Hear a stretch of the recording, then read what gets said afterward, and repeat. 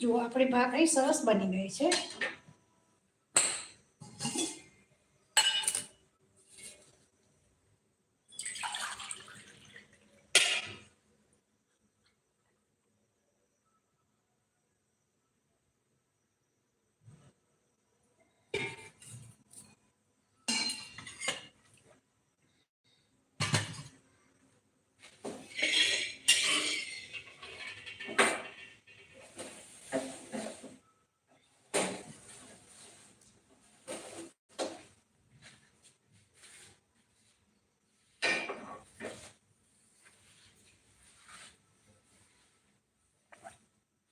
જય શ્રી કૃષ્ણ બધાને, જય માતાજી। હા, વિધિ કિચન્સમાં તમારું સ્વાગત છે।